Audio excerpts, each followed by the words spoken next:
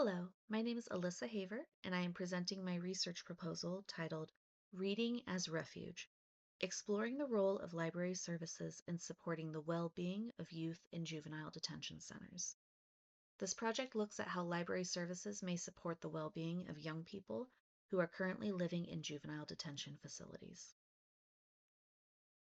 On any given day in the United States, about 31,000 youth under the age of 21 are held in juvenile residential facilities.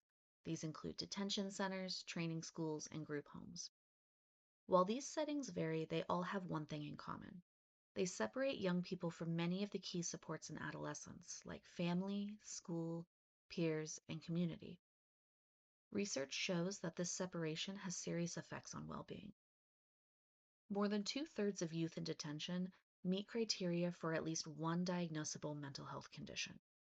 Because of that, it's important to ask what kinds of supports inside these facilities actually help, not just to control behavior, but to support well-being.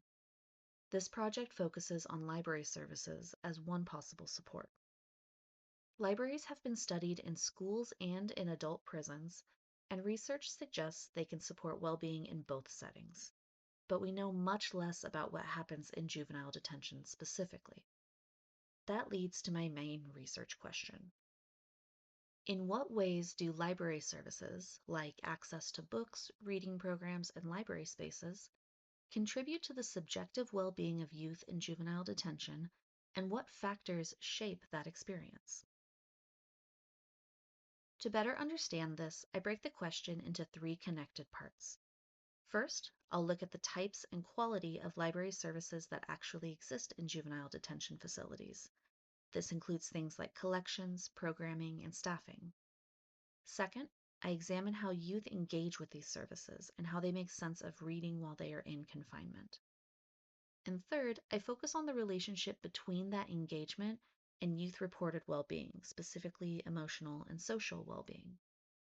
Together, these three parts help move from what services exist to how they are experienced to what difference they may make. This research matters for three main reasons. First, it fills a clear gap in existing scholarship. Juvenile detention is largely missing from research on libraries and incarceration, and when it does appear, youth voices are almost entirely absent. This study will help to bring that perspective into the conversation. Second, it addresses a serious mental health need. Youth in juvenile detention are not representative of young people in general. Youth in detention face high rates of mental health challenges, and there is a real need for supports that are low cost, accessible, and not stigmatizing. Many will enter detention with histories of trauma and disrupted education, and there is strong evidence linking early reading struggles to later involvement in the justice system.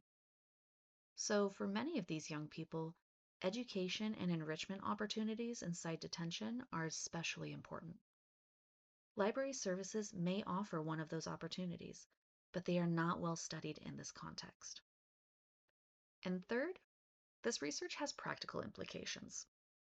Library administrators, juvenile justice professionals, and policymakers all make decisions about funding and programming. Existing literature shows that the quality of life during detention is linked to outcomes after release, including social and emotional functioning. So, what happens during detention actually matters beyond the time someone is inside the facility. This study is designed to give them evidence about whether and how library services actually matter for youth well-being, as well as potentially lowering future rates of recidivism. To put it simply, the goal is to help build a stronger, evidence-based case that library services in juvenile detention are not just optional programming, but something that can meaningfully support young people's lives.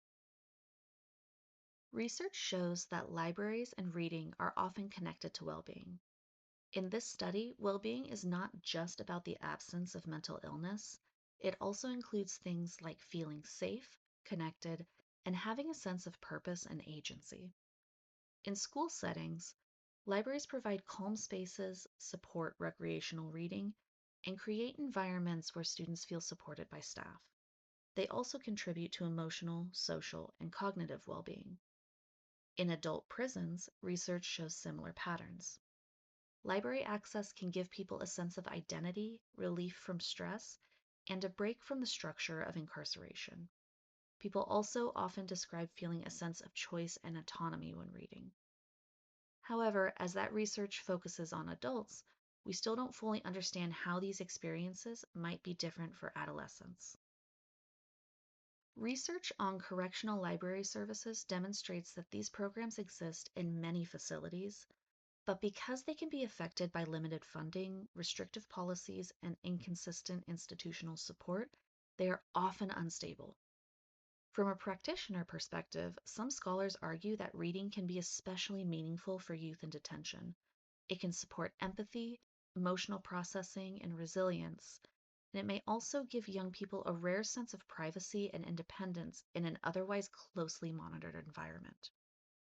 But much of this is based on professional observation rather than direct youth voices, and that is a key gap this study addresses. Research on juvenile detention shows that many young people in these facilities have significant mental health needs.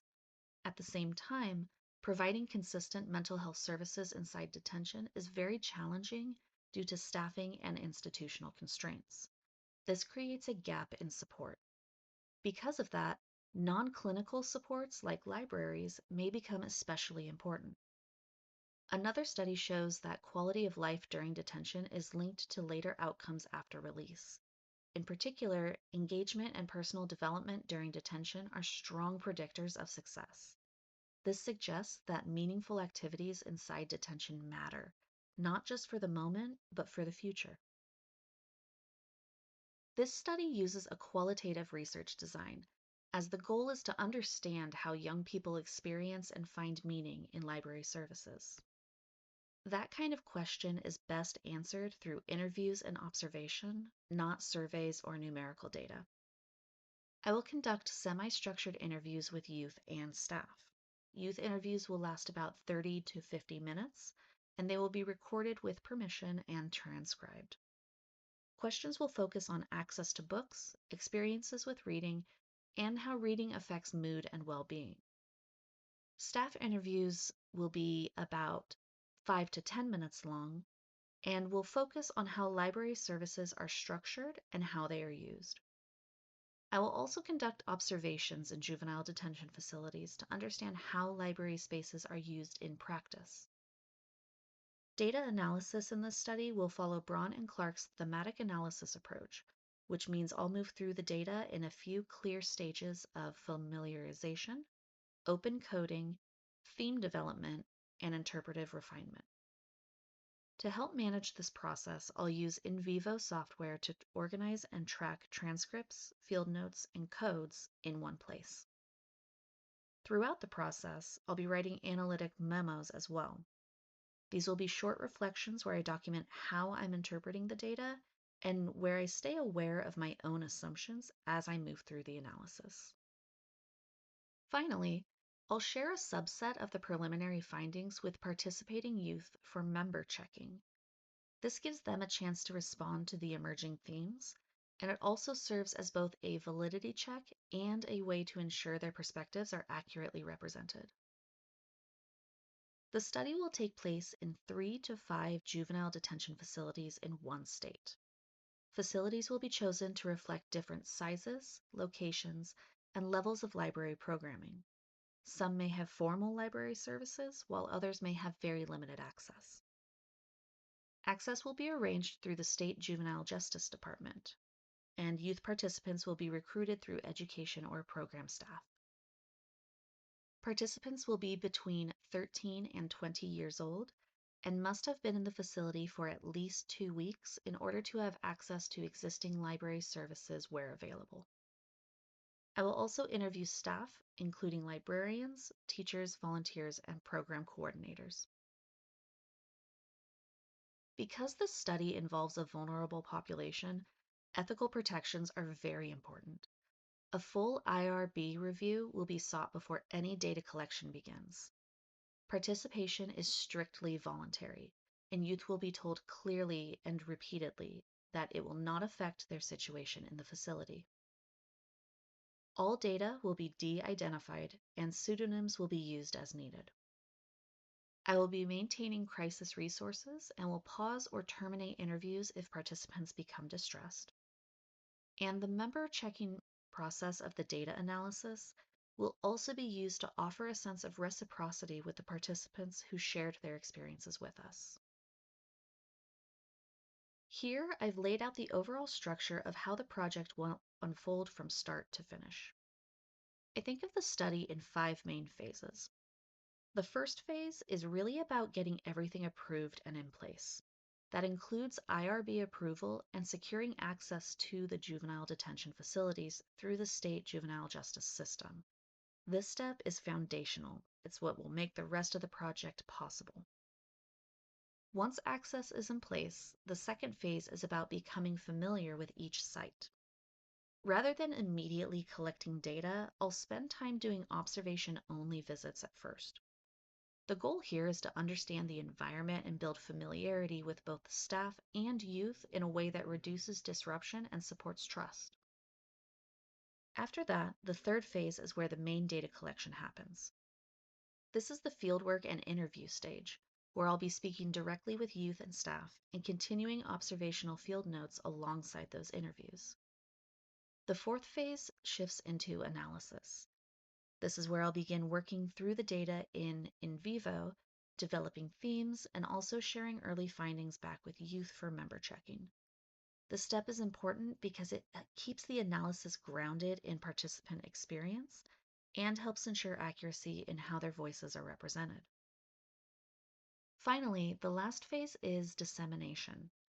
This is where the findings move beyond the research setting and into practical use through peer-reviewed publication and reports aimed at librarians, juvenile justice professionals, and policymakers. Overall, this timeline moves from access to immersion to data collection to analysis and finally to sharing the results in ways that can inform real-world decision-making. The word refuge in the title is intentional. In a highly structured and restricted environment, it is worth asking whether a library can offer something different, something like space for imagination, choice, and self-directed thought. This study focuses on understanding that experience directly from youth in detention, with the goal of understanding what library services actually mean in their daily lives. More broadly, this research brings together 3 areas: mental health and well-being in detention, research on libraries and reading, and the structural realities of correctional library services. Together, they suggest libraries may matter, but we still need to understand how and why in juvenile detention specifically. Ultimately, this study aims to contribute evidence for library professionals, juvenile justice staff, and policymakers. The goal is to better understand whether and how library services can support the well-being of young people in detention, and whether reading and library access can function as something meaningful in their everyday lives. Thank you.